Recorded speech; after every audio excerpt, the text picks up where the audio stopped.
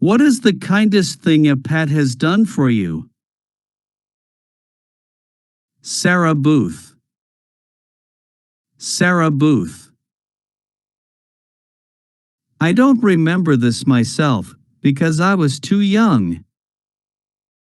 My parents had a dog named Charlie who was absolutely terrified of the vacuum cleaner. But after I was born, anytime my mother vacuumed, Charlie would stand steadfast between me and the vacuum cleaner. Trembling in every limb, my mother says, but determined to protect baby me from the monster. June Smith. June Smith. My dog gave her life to save my son. Cindy, my dog, was 6 years old and she was the most home-loving and obedient dog. I loved her and she knew it. When my son was born, she was immediately very protective over him. She'd sit beside his pram for hours, popping her front legs up onto the pram every now and then to make sure he was okay. My son was almost 3 years old. We lived near a busy road and we were super vigilant at always child-proofing the front door, without exception. My son, as young children can be, was into everything. We'd often find him in the kitchen at 4 a.m. with a concoction of cereal, milk, dry dog food, eggs, etc., all mixed up on the kitchen floor. He was that kind of child, into everything. He also watched everything we would do and tried to mimic us in his own unique way, often with highly amusing consequences. One morning, again around 4 a.m., he somehow managed to escape through his bedroom window. To rewind a little, Cindy knew not to go outside, apart from the garden, without us. We could have left the front door open all day, when my son was visiting with grandparents, and she'd never venture out. She also knew that our son wasn't allowed to go through the front door without us, evidenced by her pushing at him if he fiddled with the front door handle. She didn't know that it was double locked. This day, she followed my son through the window. At 5 a.m., the police woke us knocking on the door. Their words were, "Your son was nearly killed, but your dog copped it." They then reiterated what the lorry driver had said. He told them that he was driving along in the dark and in the distance he could see something light-colored moving on the road.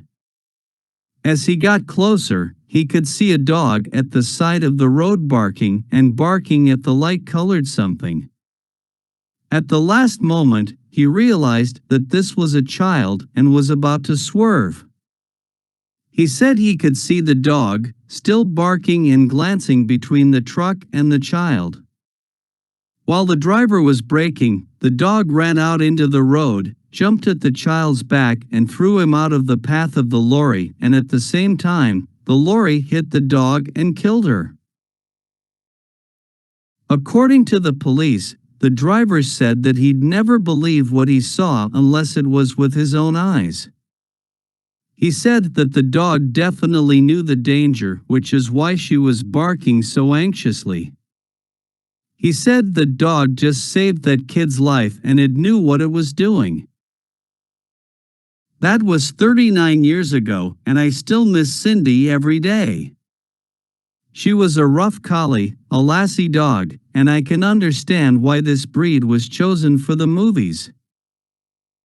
Edit. Several people have asked for a photo of Cindy. This is my lovely girl. The quality of next one is awful. This is Cindy with my son when he was a baby. 402.5K views. View 27,374 upvotes. Paul Watson. This is Ashley. I was broke. I had bought her cat food with my last few rands, and it was 2 days from payday. There was no food in the house. I went to bed hungry, and next morning I made her breakfast, and this beautiful creature looked at me, turned around, and went out the window. I was thinking, great, abandoned by the cat as well, and then I heard a muffled growl. That's all I know. She came jumping through the window with a pigeon she had just caught, and dumped it by my feet. She looked at me and battered her eyes and cleaned herself.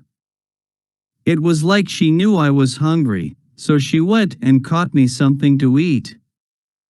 What a beautiful soul. 518.9K views.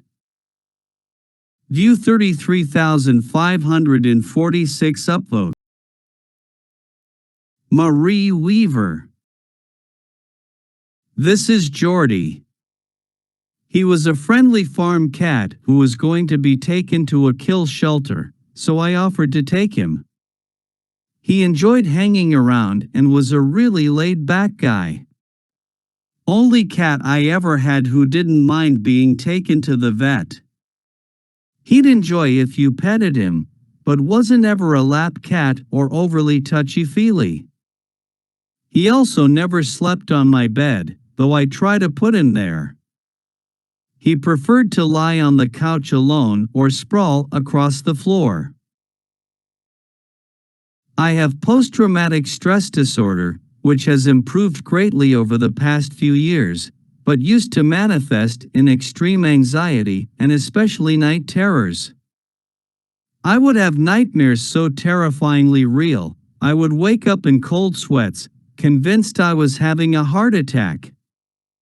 On multiple occasions, instead of this, I would wake up to Jordy, who was a pretty big guy lying on my chest, nudging me with his nose to wake up. His weight was soothing. He would stay there until I calmed down, then simply hop down and walk away.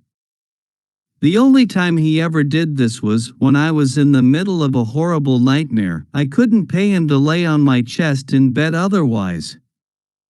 To this day, I have no idea how he could tell what was happening. My husband says I don't talk in my sleep, thrash around, or cry out, but somehow this cat knew I needed help. Jordy passed away last year at the age of 13 from a heart tumor, and I miss him terribly. But I'm so grateful for the times he saved me from myself. 115.4K views. View 12,469 upvotes. Aditi Sharma. The week I brought my first cat Kiwi home, I also got my periods. That month it was nasty. I was not able to get out of my bed, stand, or do anything. It was Kiwi's third or fourth day in our house, and she was still not comfortable with our touch and was getting used to things around the house.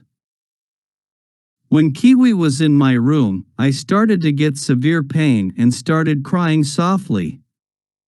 To my surprise, she came near me, sniffed me, then sat on my lower belly. She stayed there until I fell asleep. She made sure I was comfortable and kept on licking me once in a while. She is the sweetest cat I ever knew.